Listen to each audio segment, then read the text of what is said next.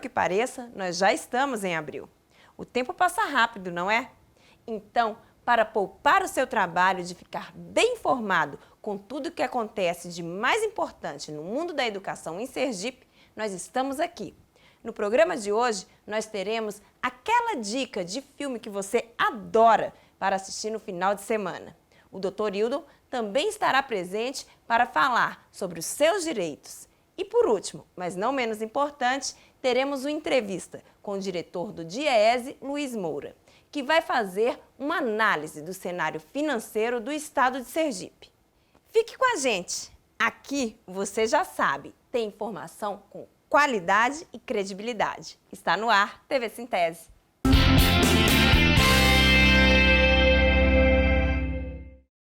Eu disse no começo do programa que o tempo está passando rápido, não foi? Então, vamos logo ao que interessa. Vem aí, o direito é seu.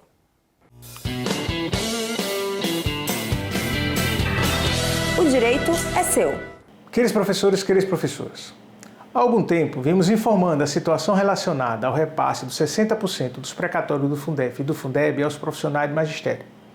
Tínhamos comentado que uma decisão do Tribunal de Contas da União impedia que estes repasses acontecessem mesmo após a publicação da Lei 14.057/2020 e da Emenda Constitucional 114/2021, pois havia uma ação no STF questionando a decisão do Tribunal de Contas da União que impedia a desvinculação dos 60% dos valores dos precatórios fossem para o pagamento dos professores e das professoras. Na decisão desta semana, onde tivemos a participação da CNTE, Confederação Nacional dos Trabalhadores em Educação, entidade na qual o Sintese é membro, o STF, por maioria, julgou constitucional a decisão do Tribunal de Contas da União que havia desobrigado aos estados e aos municípios de destinarem o percentual mínimo de recursos complementares da União via precatórios para o pagamento aos professores e às professoras. O STF afirmou no julgamento que, por ser valores de caráter extraordinário, justificaria o afastamento dos repasses dos 60% a todos os profissionais do magistério. A Corte ainda comentou sobre a Emenda Constitucional 114/2021, a chamada PEC do calote dos precatórios. Nesse ponto, a Corte, mesmo informando que os valores dos 60% não poderiam ser retirados dos precatórios do Fundef, deixou transcorrer que poderia ser pago na forma de abono. Contudo, é necessário aguardarmos a publicação do acordo do julgamento para sabermos se foi assim mesmo que eles julgaram, pois, havendo alguma dúvida, caberá recurso para esclarecer esta situação. Ou seja, mesmo após esse julgamento, e havendo esta dúvida, ainda nos deixa esperançosos para que possamos continuar lutando por essa conquista.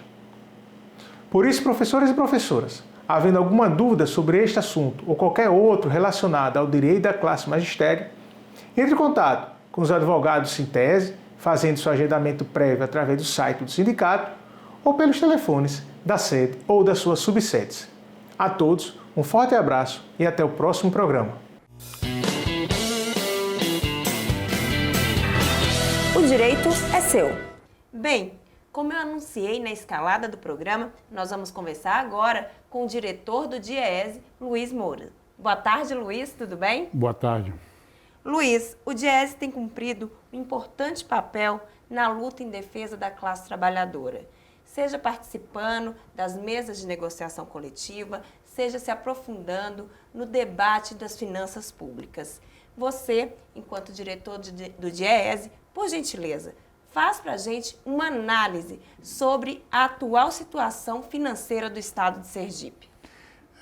Realmente essa ideia da criação do DIEESE pelo movimento sindical é justamente isso. Assessorar as entidades sindicais, acompanhar a conjuntura nacional, local, e nós fazemos isso por conta da nossa atividade de negociação. No caso do estado de Sergipe, o que eu posso afirmar é que o governo atual, o governo de Belivaldo Chagas, dos últimos 3 governadores que nós tivemos aqui no estado, é o governante que mais tem recursos para investir na nossa economia.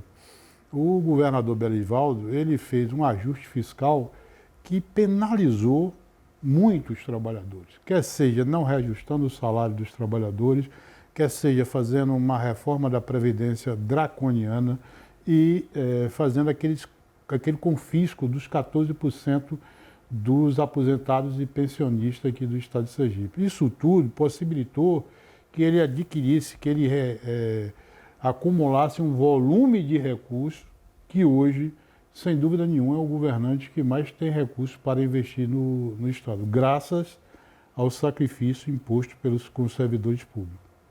Bom, Luiz, segundo a análise macroeconômica da MP Associados e da 4E Consultoria, o Produto Interno Bruto, o PIB, em Sergipe, ele deve crescer mais de 4% em 2022, ficando aí entre o primeiro do nosso país, juntamente com a Paraíba. O aumento proporcional projetado para o PIB de Sergipe é maior até do que o do Brasil. Então, nesse sentido, Luiz, por que há tanta dificuldade por parte do governo Belivaldo Chagas em fazer o repasse de parte dessa verba que é direito dos trabalhadores, aos trabalhadores e trabalhadoras do estado de Sergipe? Qual é a dificuldade que o governador impõe nisso, mesmo tendo recursos?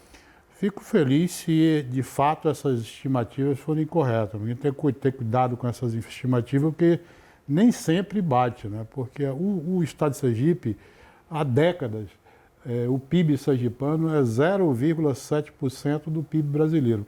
Então, a nossa economia sempre cresce muito próxima do que está acontecendo nacionalmente. Há uma expectativa positiva para a economia brasileira que provavelmente vai se refletir no estado de Sergipe. Um dos itens principais do PIB sergipano é justamente a administração pública, que quer seja o salário dos aposentados do INSS mais o salário dos servidores públicos. O problema todo é que o governo Belivaldo elegeu como adversário, ou até mesmo inimigo, o servidor público. Veja que os sindicatos, durante o período todo do governo de Belivaldo, tentaram negociar, tentaram dialogar com o Estado no sentido de tentar recuperar as perdas. O problema todo é que Belivaldo não quis. Agora, por conta aí do ano eleitoral, ele fez uma simulação de negociação. Por que eu digo que é simulação? Esse ano, por conta do ano eleitoral, acredito que sim, ele fez uma simulação de negociação. Chamou os sindicatos, ouviu as reivindicações dos sindicatos, depois elaborou uma proposta que eu considero extremamente injusta com os servidores. Primeiro, porque não recupera a inflação que é devida aos servidores, por volta de 62%. Segundo, que dá reajuste diferenciado para as categorias. É claro que os salários mais baixos deveria ter um reajuste maior, mas ele deveria recuperar as perdas. E no caso dos trabalhadores da educação, fez uma proposta extremamente cruel, tanto para os trabalhadores, os professores ativos, como para os professores aposentados. Os professores ativos não tiveram os 33%, como ele afirma que teve, e os aposentados, pior ainda, porque não vão ter recuperado as suas perdas e ainda continua os confiscos aí dos 14%. De acordo com essa projeção do PIB, o Belivaldo Chagas ele declarou que ter o maior aumento do PIB no Brasil demonstra que o governo se preparou, se planejou para o futuro. E agora fica aí a pergunta: como um governo que diz se preparar, se planejar para o futuro, deixa o trabalhador e a trabalhadora no passado? E a gente não está falando somente de professor e professora. Diversas categorias estão reivindicando, junto a Belivaldo Chagas, seus direitos. Exatamente isso. Você tem uma economia que pode sim ter um crescimento. Nós tivemos aí a implantação dessa termoelétrica, vai ter um impacto positivo no PIB do estado de Sergipe. Nós tivemos a retomada da Fafem, mesmo fora do sistema Petrobras, mas de qualquer sorte retomou a produção, e isso vai impactar no PIB. Mas quando você olha como essa riqueza é dividida, e aí os servidores que prestam serviço público à população, educação, saúde, segurança, esses servidores estão extremamente penalizados pelo arroxo salarial imposto por Belivaldo. Esse reajuste que foi concedido agora e aprovado pela Assembleia não recupera as perdas inflacionárias, nem do Sintese, nem das diversas categorias que tentaram o tempo todo negociar com o Belivaldo Chagas. Veja o caso da Fundação de Saúde. Nós temos um setor que foi muito importante na pandemia, no entanto, não teve nenhum tipo de olhar mais atencioso por parte do governador. Acredito que o governador Belivaldo, ele é muito cruel com os servidores públicos. No entanto, na hora de conceder benefício ao empresariado, e nós tivemos vários exemplos disso, isenção fiscal para o empresariado, ele é extremamente benevolente, com um servidor cruel, mas com um segmento do empresarial benevolente. Luiz, como você viu esse conluio entre 14 deputados e deputadas e o governador Belivaldo Chagas para aprovar projetos que destroem com a carreira do magistério? E, na sua opinião, qual foi a régua que mediu esse apoio?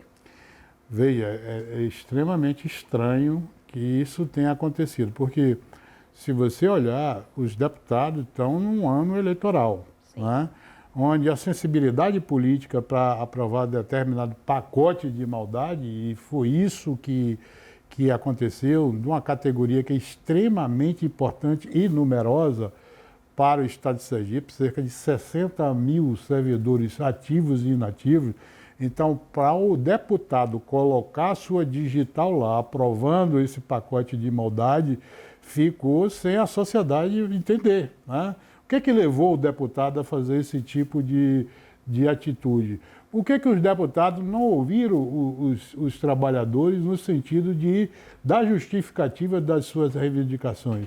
Simplesmente ouviu o governo passou o rolo compressor, não sei que motivação esses deputados, por que motivação eles fizeram isso, mas fica, no caso da nossa política brasileira, fica muito estranho o que aconteceu na Assembleia Legislativa da aprovação desses projetos.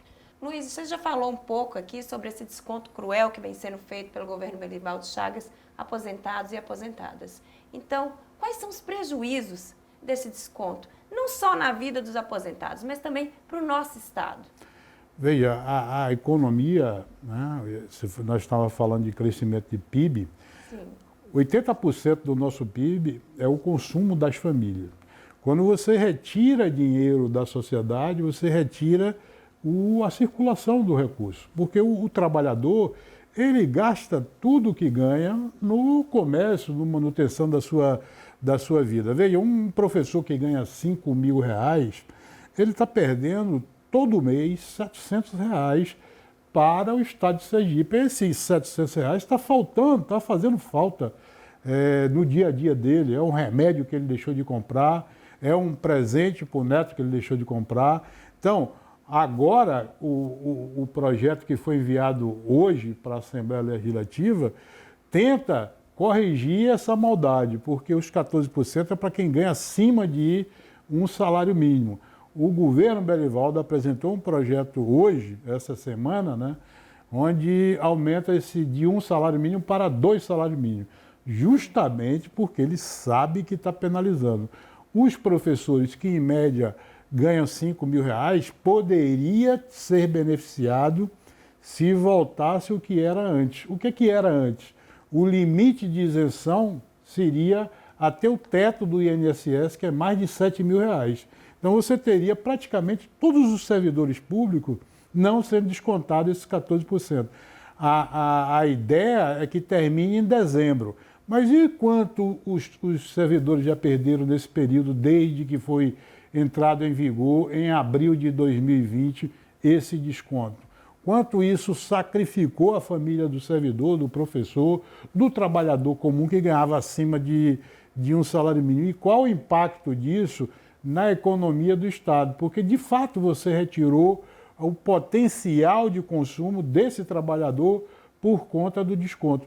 É por conta disso que Belivaldo está pagando em dia, está antecipando o 13º. Eu costumo dizer sempre, ele está pagando o servidor com o próprio dinheiro do servidor, né? Veja que o que é que está por trás dessa maldade.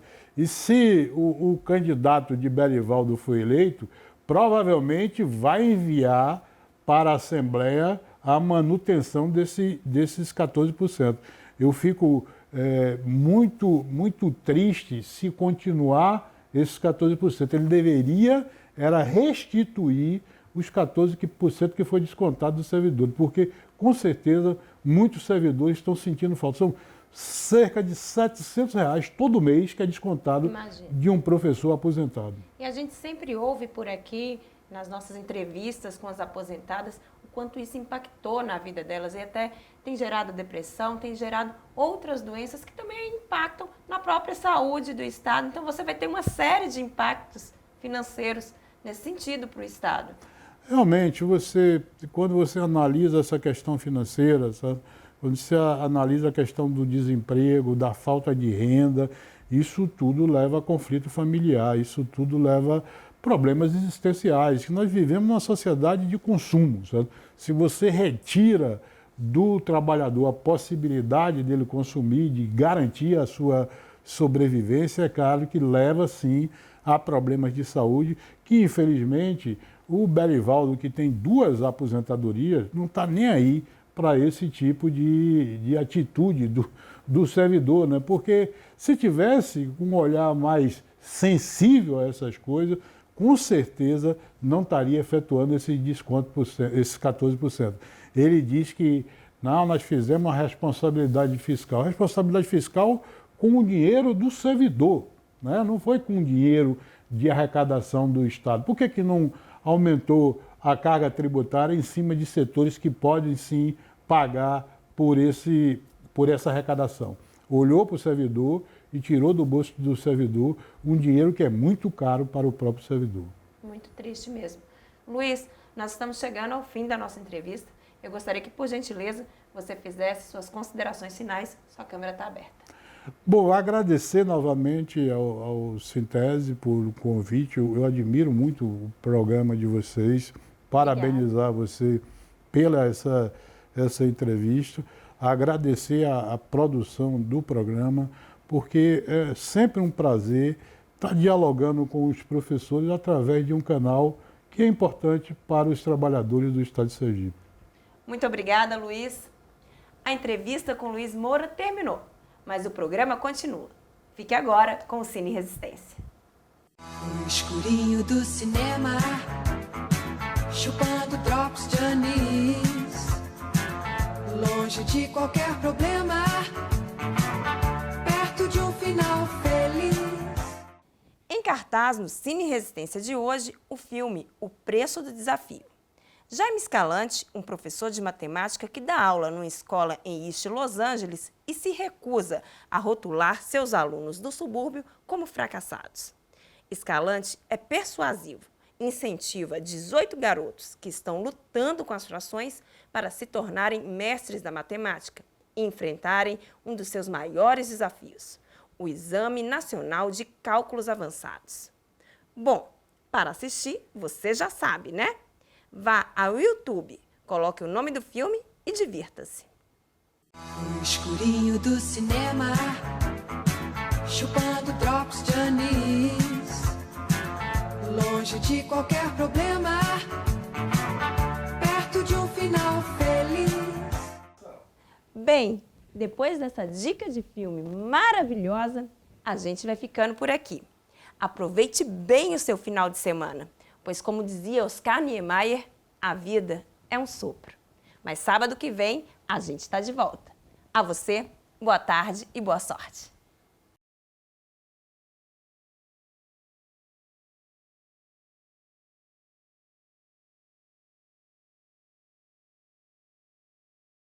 Na sala de aula é que se muda uma nação. Na sala de aula não há idade.